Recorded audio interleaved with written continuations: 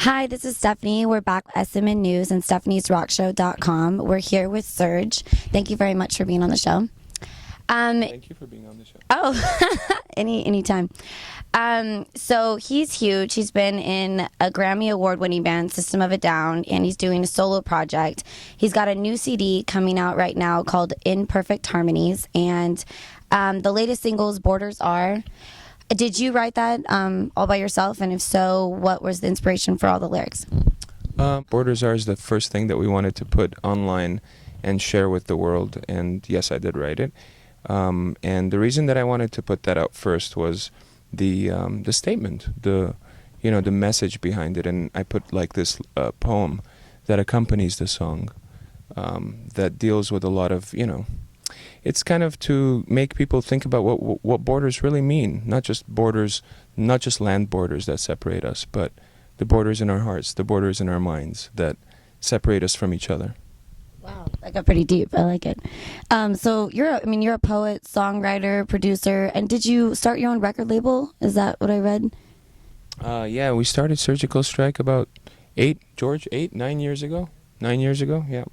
And put out a bunch of indie bands and worked with a bunch of different cool, up and coming artists. So it's been great, and it's a great way of kind of being involved in not just the artistic end, but also the marketing end and the presentation end of your music, which is cool.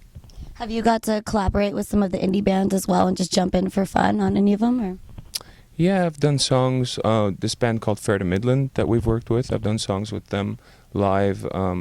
I've done a few songs with Buckethead, a friend of mine who's a phenomenal guitarist. We put out a record called Buckethead and Friends with a bunch of different singers and different artists.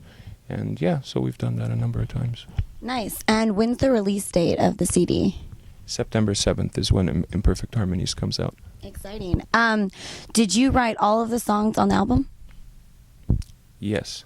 Wow. So it says I you're... had to think, 'cause I wanted to make sure there was no contributions from elsewhere, Yeah. So have you written since you were a little kid? Like, is this something you've always been very into and involved with poetry as well as music? No, I started in college, actually. I started playing music when I was at Cal State Northridge. And, I wasn't studying music. I was studying business. And so I started playing music in my early, I guess 1920. And writing, as far as writing, I used to write, earlier than that. But that's when I really got into the arts. And it wasn't until 24, 25 that I actually committed to the road of being an artist. And but that was a while back, so. I read that you were a marketing and business major. That's crazy. You weren't music. You kind of were like, I might open a business, and you switched. Or?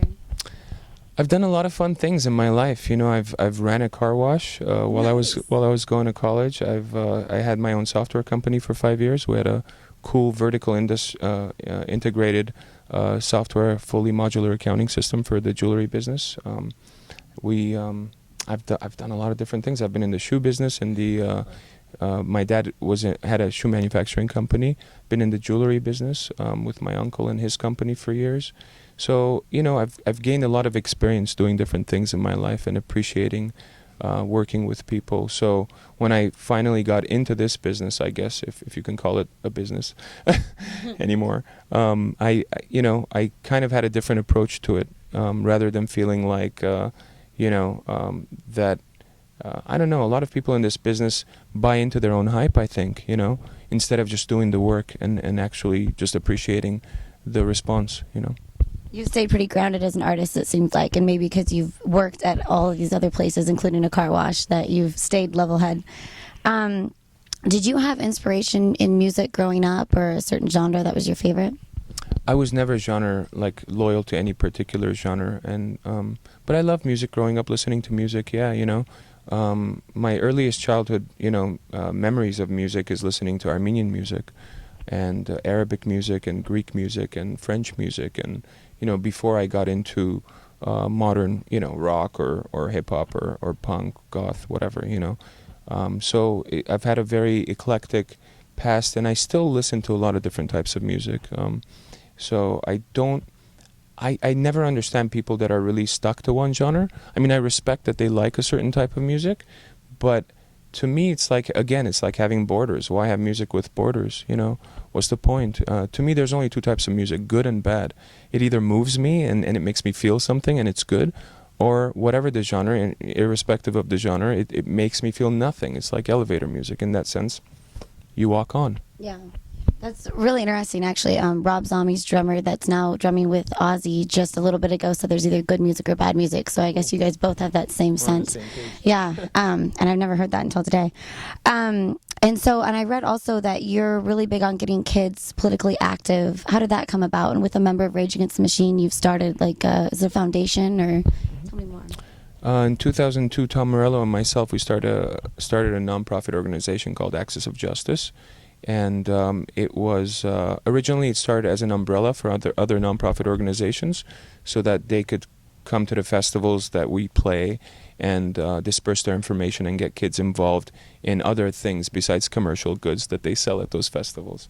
And it turned into a full-on, kind of political organization coupled with a foundation. We've done a lot of benefit shows and raised a lot of money for different causes, from tsunami relief to labor rights to human rights organizations. Worked with Amnesty International, Greenpeace, and a number of different nonprofit organizations over the years. We've had a radio show for 3.5 years on KPFK and Sirius Satellite, and our website is axisofjustice.net if you want to check out. It's a great resource for alternative information.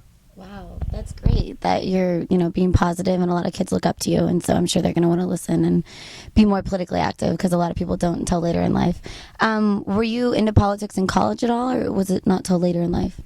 I was always politically active, ever since I was a kid, and it's the realization of the hypocrisy of the denial of the Armenian genocide in this country, a well-known democracy, that kind of activated me and into making me think, what other causes and truths are there out there that are denied based on economic or geopolitical reasons. And jumping back to what made you first want to be a solo artist, and what kind of was the demise of System of a Down? Or I was always a solo artist. You play the guitar by yourself first before you ever join a band. True. But I wasn't known for it, obviously. But I've been writing you're music. Definitely the front. You're like the face of System of a Down always. But I mean, what made you want to just go off on your own? Did you have like a certain image or? It was time. It was time. System of a Down put out 5 records over 12 years, and toured good part of the world and accomplished a lot of great things. And it was time to do other things. Yeah. Are you still friends with any of the guys? You still? Yeah, absolutely. We're all friends. We, Shavo got married like 2 months ago. We were all at his wedding and hanging out, and we talk, we discuss stuff. Yeah, it's all good. Very cool. Awesome. Well, thank you very much for coming on the show, and we're looking forward to the new CD coming out September 7th. So definitely check that out.